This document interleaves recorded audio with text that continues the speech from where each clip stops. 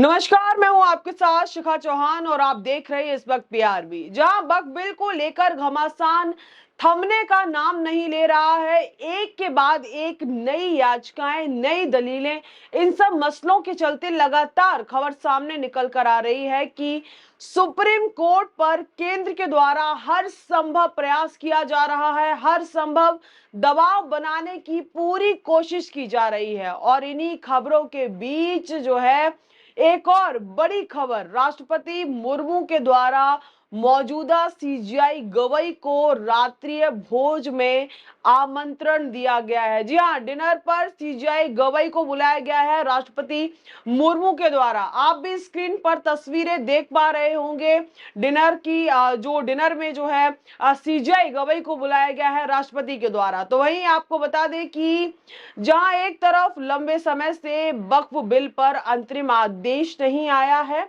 और इसी बीच न्यायपालिका पर दबाव में आने के भी आरोप लग रहे हैं।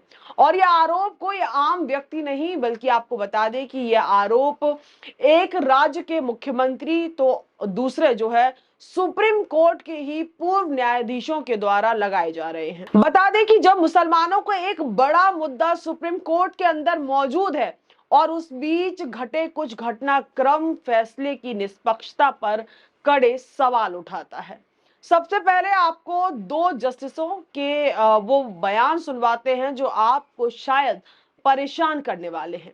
देखिए, सुप्रीम कोर्ट के पूर्व जस्टिस जो कि हाल ही में रिटायर हुए हैं, उन्होंने बीबीसी से दिए गए एक इंटरव्यू में कहा कि न्यायपालिका का काम चेक एंड बैलेंस करना है। कहा कि जब हमारे पास इलेक्टोरल सिस्टम ऑफ डेमोक्रेसी हो, उसमें जब गठबंधन सरकारें होती है तो न्यायपालिका का थोड़ा पुश बैक कम हो जाता है, यानी कि जो दबाव होता है वो थोड़ा कम हो जाता है।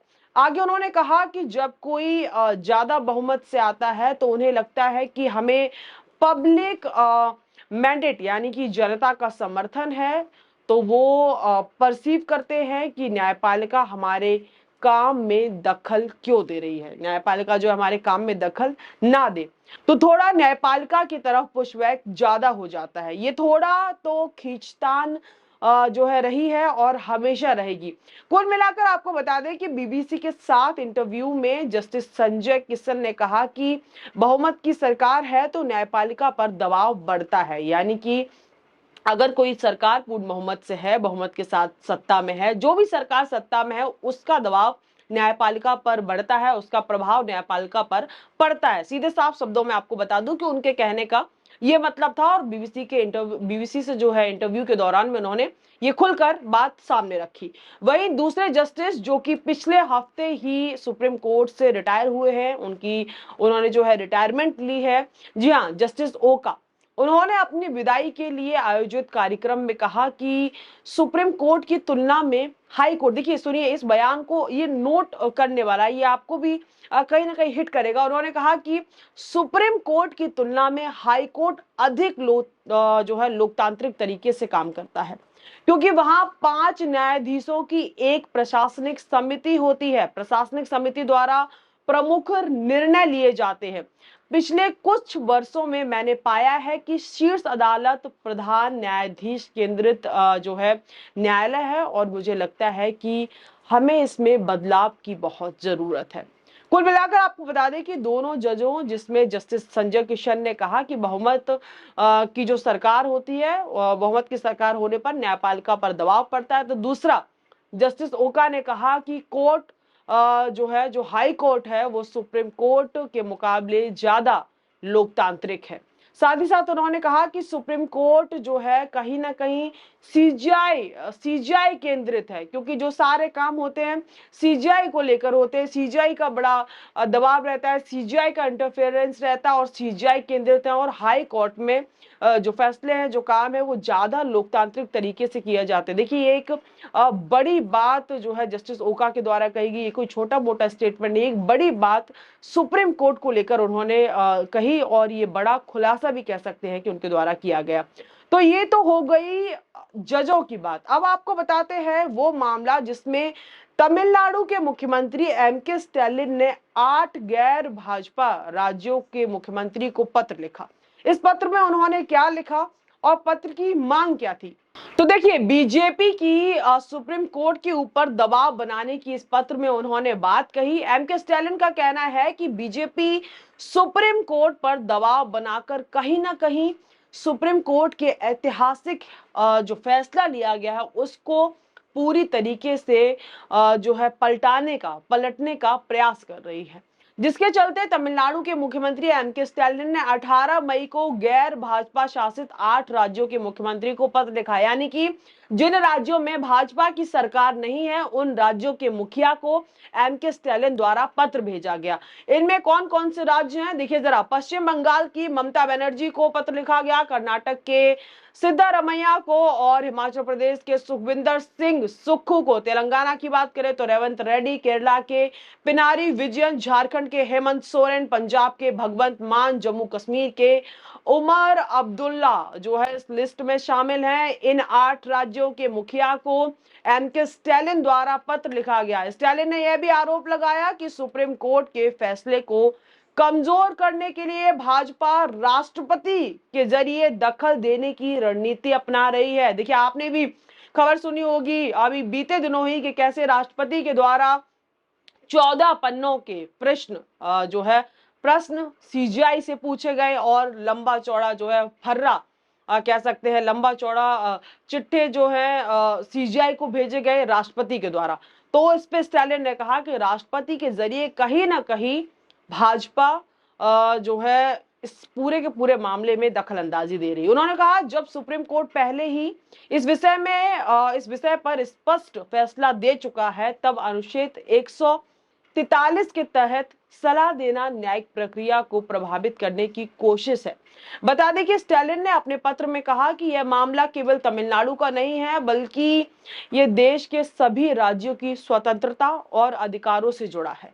उन्होंने गैर भाजपा शासित राज्यों से आग्रह किया कि वे सुप्रीम कोर्ट के सामने एक संयुक्त और समन्वित और रणनीति के तहत संविधान की मूल संरचना की रक्षा करें। यानी कि सब जो राज्य के मुखिया हैं उनको एक साथ आना चाहिए इस मामले पर, इस मामले को गंभीरता से लेना चाहिए। बता दें कि तमिलनाडु के 10 बिलों को जो है ये पूरा का पूरा मामला जन्मा कहां से, ये पूरे के पूरे मामले की शुरुआत कहां से हुई। तो बता दें कि तमिलनाडु के 10 बिलों को जो कि सदन से बाकायदा पास करा लिए गए थे उनको तमिलनाडु के राज्यपाल के द्वारा अटकाया गया था। उन बिल पर ना तो कोई ना तो हाँ ना तो ना ऐसी स्थिति बरकरार थी, ना तो उन्हें पास किया जा रहा था ना ही उन्हें पूरी तरीके से रोका जा रहा था। बता दें कि पॉकेट वीटो के तहत उन बिलों को ऐसे ही डाल दिया गया था जिसके चलते तमिलनाडु के मुख्यमंत्री सीधा उन्होंने सुप्रीम कोर्ट का दरवाजा खटखटाया और सुप्रीम कोर्ट से उन्हें बड़ी राहत मिली। सुप्रीम कोर्ट ने ना तो उन 10 के 10 बिलों को पास किया राज्यपाल की अनुमति के बिना, बल्कि एक बड़ा और ऐतिहासिक फैसला सुप्रीम कोर्ट के द्वारा लिया गया। सुप्रीम कोर्ट ने एक बड़ा फैसला सुनाया कि अगर कोई भी बिल राज्य में कोई भी बिल सदन में पास होता, अगर वो बिल राज्यपाल के पास जाता है तो राज्यपाल के साथ साथ राष्ट्रपति को भी जो है 3 महीने के अंदर उस पर संज्ञान लेना ही पड़ेगा। इसी के चलते आपने देखा होगा कि पिछले दिनों उपराष्ट्रपति से लेकर तमाम बीजेपी के बड़े बड़े नेता रण में कूद गए थे और सुप्रीम कोर्ट को लेकर, सीजीआई को लेकर तमाम बातें सामने आई थी। इसी को लेकर जो है उपराष्ट्रपति धनखड़ भी मैदान में आ गए थे। आग बबूला होकर उपराष्ट्रपति ने कहा कि अब जो है राष्ट्रपति को भी आदेश सुप्रीम कोर्ट देगा, राष्ट्रपति को कोई आदेश नहीं दे सकता। ऐसे तमाम बड़े बड़े स्टेटमेंट जो है उपराष्ट्रपति के द्वारा आए थे और उसके कुछ दिन बाद ही जो राष्ट्रपति हैं द्रौपदी मुर्मू उनके द्वारा 14 जो है सवाल जवाब जो कह सकते 14 सवालों की एक बड़ी बुकलेट सीजीआई को भेजी गई, जो कहीं ना कहीं ये कयास लगाया जा रहा था कि ये पूरा का पूरा माहौल, पूरा का पूरा मामला कहीं ना कहीं सीजीआई पर दबाव बनाने की इसके जरिए पूरी कोशिश की जा रही है। सुप्रीम कोर्ट पर दबाव बनाया जा रहा और ये दबाव से जो फैसला लिया गया उसको कहीं ना कहीं पलटने की साजिश बीजेपी रच रही है। ऐसी तमाम खबरें जो है सामने आ रही थी और अब इन सारे की सारी पूरी की पूरी खबर को लेकर सबसे बड़ा सवाल ये उठता है कि क्या, क्योंकि देखिए दूसरा जो मुस्लिम समुदाय है उनका भी एक बड़ा मामला सुप्रीम कोर्ट में है। जी हाँ, वक्फ बोर्ड बिल को लेकर जो वक्फ संशोधन 2024 है वो अभी सुप्रीम कोर्ट में है। तो ये तार कहीं ना कहीं उससे भी जुड़ता। अब सवाल ये उठ रहा है कि क्या इस फैसले को बदलने के चक्कर में क्या जो वक्फ का मामला जो सुप्रीम कोर्ट में है उस पर भी केंद्र सरकार सीजीआई पर या सुप्रीम कोर्ट पर दबाव बना रहा है, कहीं ना कहीं फैसले को पलटने के चक्कर में या फैसले को जो है सवाल के रखने के चक्कर में। क्योंकि देखिए अभी तक सुप्रीम कोर्ट से जो है इस मामले को लेकर कोई फैसला सामने नहीं आया है। सुप्रीम जो सीजीआई है उन्होंने वक्फ बिल के मामले को लेकर जो अंतरिम आदेश है, फैसला है, उसको अपने पास संभाल के रखा हुआ है।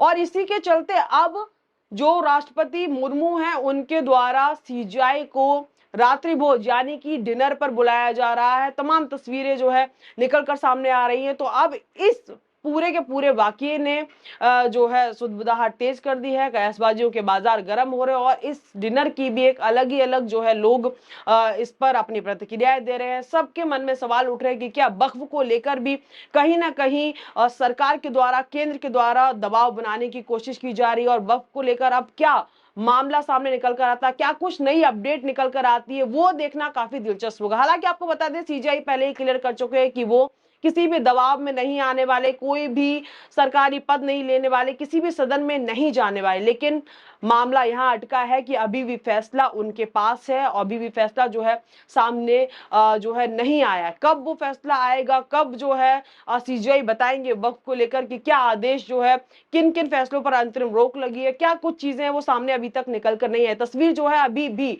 धुंधली है और अब ये डिनर की खबर सामने आ गई तो इससे कह सकते हैं कि अब और कयासबाजियों का बाजार गर्म हो गया है। अब इस मुद्दे को लेकर क्या कुछ और नई अपडेट है, क्या कुछ हेडलाइंस चल रही है, फटाफट एक बार उन पर भी नजर डाल लेते हैं। तो देखिए यहाँ पर पहली हेडलाइन देखिए इस पूरे मुद्दे को लेकर, पहली हेडलाइन देखिए, राष्ट्रपति द्रौपदी मुर्मू ने नव नियुक्त मुख्य न्यायाधीश बीआर गवई के सम्मान में दिया रात्रि भोज। दूसरा देखिए, राष्ट्रपति द्रौपदी मुर्मू ने नए सीजीआई बीआर गवई के स्वागत में रात्रि भोज का किया आयोजन। दूसरा देखिए, president host dinner at Rashtrapati Bhavan for newly sworn in CJI BR Gavai. देखिए दूसरा देखिए, राष्ट्रपति द्रौपदी मुर्मू के 14 सवालों से नए सीजीआई बीआर गवई का सामना क्या है, पूरा मामला, जो 14 सवाल राष्ट्रपति के द्वारा सीजीआई को भेजे गए थे। दूसरा देखिए यहाँ पर स्टालिन की गैर भाजपा शासित 8 मुख्यमंत्रियों को चिट्ठी, कहा राष्ट्रपति के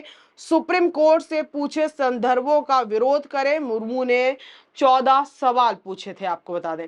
देखिए तमिलनाडु के स्टालिन सरकार की बड़ी जीत, सुप्रीम कोर्ट ने राज्यपाल को 10 बिल रोकने के लिए लगाई फटकार, जो कि राज्यपाल को मैंने आपको बताया कि कैसे 3 महीने के अंदर अब संज्ञान लेना ही पड़ेगा। ये बड़ी जो है ऐतिहासिक फैसला सुप्रीम कोर्ट के द्वारा तमिलनाडु को लेकर लिया गया था। अब देखिए यहाँ पर देखिए बीबीसी न्यूज की हेडलाइन, बहुमत की सरकार है तो न्यायपालिका पर दबाव बढ़ता है, सुप्रीम कोर्ट के रिटायर्ड जस्टिस का बयान। तो ये तो थी इस मुद्दे को लेकर तमाम हेडलाइंस, तमाम आर्टिकल। पर आपकी क्या राय है इस पूरे खबर को लेकर, इस मुद्दे को लेकर? अपनी प्रतिक्रिया कमेंट सेक्शन में हमें बताना बिल्कुल भी ना भूले। इस खबर में बस इतना ही।